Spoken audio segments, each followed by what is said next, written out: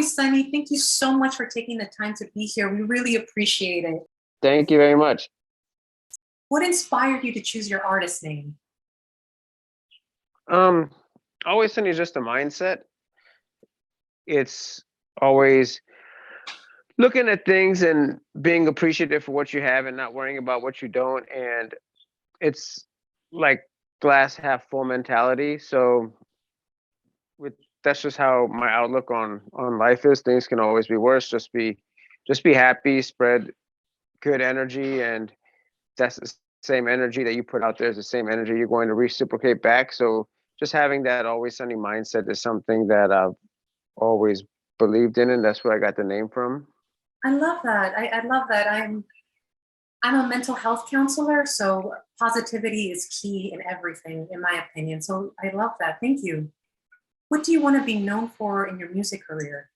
Having fun, making people happy, and making people smile. Good energy, good times.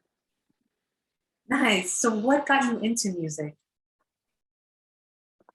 Something I've always been into. Just went to school for it, so been in and out of studios for as long as I can remember.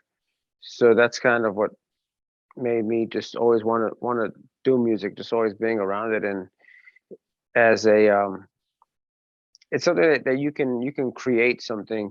If you watch a movie, you can't always just go be an actor, but if you want to just create a song, it's something anybody I think can do. Love that. Who inspired you to make music? um I would have to say the biggest inspirations is Avicii, Marshmello, Martin Garrix, W and W. Those are the Nice. biggest influences. Nice. I love them all. How would you describe the music you typically create? Happy, just music to make people smile. I don't really make too many sad songs. I always make music that when you hear it, it's gonna put you into a happy place. Love that. Tell me, what is your creative process like? It's a couple different ways.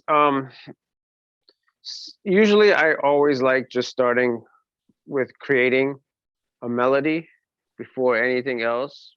Be Some people like getting vocals first and then building around the vocal. Is that I've actually never done that. I've always just done it the opposite way, just always creating a melody first and then go from melodies into chords, and then from there start arranging drums. So that's like the format that I use. How? Tell me, who would you like to collaborate with? There's this DJ duo who I have been listening to them a lot. They're called Axmo. A lot of people don't know about who they are yet, but they make some great main stage music. Um, they are signed to W and W's label, Rave Culture. So they put out a lot of releases under them, and they're a German duo who I would really enjoy to do a collaboration with. Nice, I love that. If you could open a show for any artist, who would that be? Um, I would say Martin Garrix. Oh my God. Yeah, I missed him at Ultra. Like it was so packed. I yeah. freaking missed him. I was just like, this is too many people. I couldn't. So we went somewhere else. We saw Alice in Wonderland instead, but Oh, oh my nice. goodness. What is one message you would give to your fans? If they are an artist or a creator, the one thing I would tell them is to make sure everything you do is make sure it's fun. That's super important. If they're not a music creator, I would just tell them that um, make sure everything you do, try operating from a happy place. Just anything you do in life, always think about your journey and is this actually going to make you happy rather than just being so result oriented. Love that. Now, I want to ask you about your song Back Again. Tell me what Hmm. inspired you to write it? That song actually was inspired by this Chainsmokers song, "Closer." Uh-huh. So I was like, I really liked the back and forth and just kind of what the artists were saying. So I wanted to kind of make a song that somehow was in the same had the same colors, the same energy. That's what inspired that song. I really love that song. And is it inspired because like of your lived experience? That it So I personally don't do the own that song in particular. I didn't do the songwriting of it. I created that song was actually written by his name is Brandon Chase. He was the one who actually wrote it. I wrote the chorus, but the verse he wrote, and it wasn't necessarily my own experience, but it was just experience that I can tell a lot of people go through. Nice. May I ask, have you been to Tomorrowland? I have. I went in 2019. It was changed my life. Oh my God. The reason I'm asking, especially and when I heard the song, it just blew my mind because I'm going to Tomorrowland. It's my first time this summer. So I went a Nice, week too. So like when I heard the song, I was like, oh my God, this is like a picture of me nice, listening to it. It's beautiful. I loved it. nice. You're gonna love it. Who do you want to see? Who are you most excited to see? I don't know. I'm more gearing towards like artists that I've never heard of before. I want to discover new artists. At Nice. Ultra this past March, I was blown away by the upcoming artists versus the artists that I've loved, like Hardwell. I love Hardwell, but his set was a little disappointing at Ultra from my personal experience. So it was really hyped and it didn't deliver like I thought it was. But everybody else performed magnificently. Like Hmm. all the up and coming artists, they blew my mind. So I became fans. I became Nice, a fan. nice. I'm jealous. You're gonna enjoy it. What would you be doing right now if it weren't for your music career? I would probably be doing. I don't know, to be honest with you. That's a good question. Just something like I could always see myself running a studio. So it's running some sort of even if it's not like a music studio, but just some sort of like creative studio. I love that. Hmm. Where have you performed? Um, so upcoming is Moonrise. This is the first major festival that I'm doing. Um, Other than that, I've been to a number of colleges. I played at Soundcheck. I played down at the beach every single summer, Dewey Beach. I play there a lot.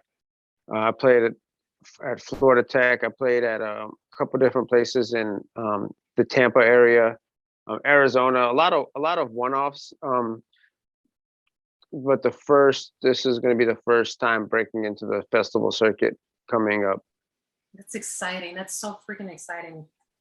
What is your favorite venue thus far? So far, so there's a so I throw my own concert series every 2 to 4 months. I do what's called Sunny Nights here in Maryland, where I actually bring in all the artists who are going to perform. So I get to be a talent buyer of my own, and we turned this venue called the original Cancun Cantina. We turned it into a straight rave for that night. Yeah, we've done 5 of them so far. We started last summer and now we've done 5, and every single time it's just a huge hit. Like we've done um it gives me an opportunity to also to network with a lot of DJs who I want to. I'll book them and give them a platform where they can perform, and it gives me a chance to actually get to know them. Nice. What is your least favorite venue? I don't remember. I honestly don't remember what it was called, but it was like it was a hole in the wall spot where I was literally people could like come up and touch my turntables, and yeah, so it was a really small spot, and it was wearing what I wear, it was very it was kind of uncomfortable. It got too hot too quick. I forgot where it was. It was somewhere in Baltimore though. Do you have any well, the upcoming show is Moonrise. Do you have any other shows coming up? I have two shows in South Carolina, two college shows at the end of August. A college show in St. Louis, also around that time. So a number of college shows I have coming up. I think it's Winthrop is one of the schools, and I forgot. I have to look at the calendar. I forgot what the other two are off the top of my head, but it's in St. Louis and another one in South Carolina. And then I play at Dewey Beach. It's predominantly a college crowd that comes out.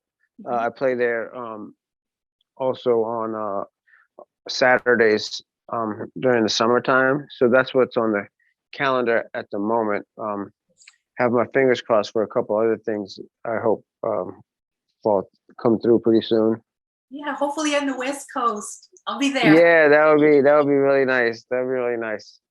I think a lot of it's gonna depend on how this Moonrise show festival goes. You're gonna kill it, man. You're gonna kill it. I know you are. So don't even stress.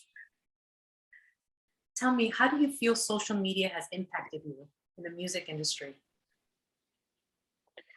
Oh, so much.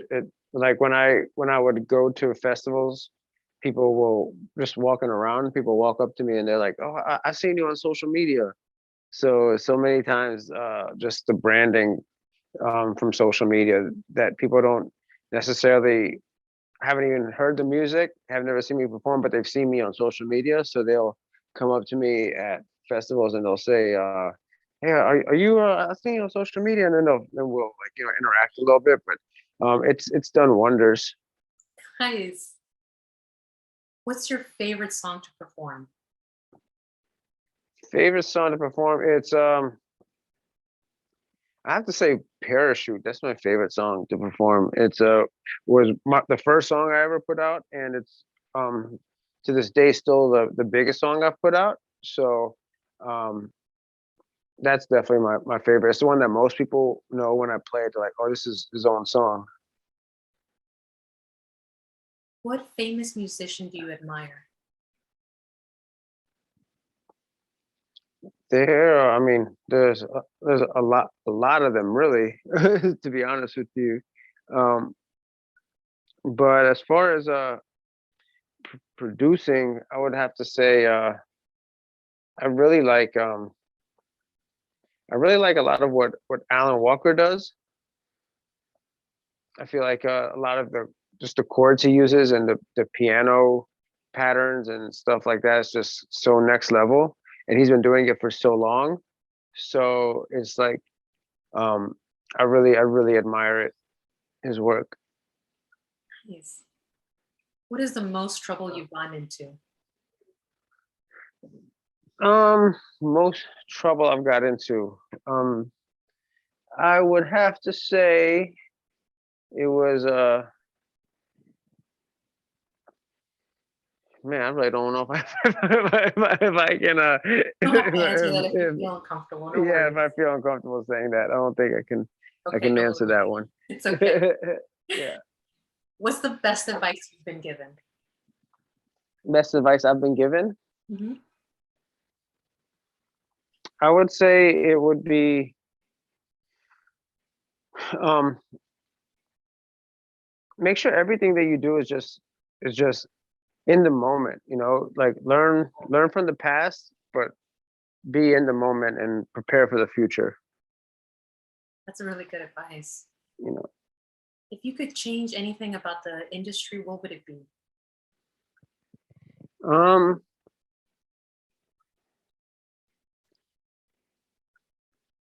I would say that I wish there were um, more opportunities for artists who are unknown to perform in front of large audiences, however that could happen. I don't know exactly how that could happen, but I think that if there's a way for artists who are unknown to perform in front of large audiences, that would be cool. Nice, I love that. So what's next for you? I have a song coming out on July 29th, which is the week prior to Moonrise Festival. It's called Aggressive Love, and that's with a friend of mine. His name is Marquette King. Um, we have a song coming out then, and then and obviously the festival, which is really really high on my list, take up a lot of my time preparing to make the most out of that experience. I'll be looking out for that. So tell us, Thank you. so tell us, where can the fans find you or find more information about you? All major platforms, the Spotify's, the Apple Music, Instagram, all that. But I would personally say if you want to get the best experience, I would say my YouTube channel, because it actually gives me an opportunity for me to like making music videos is my funnest thing in the industry. So all the videos, direct them myself and write them myself. So a lot goes into them. So I'd say YouTube would be the best place to learn about Always Sunny. Okay, I love that. Thank you so much, Sunny. I appreciate it. Thank you.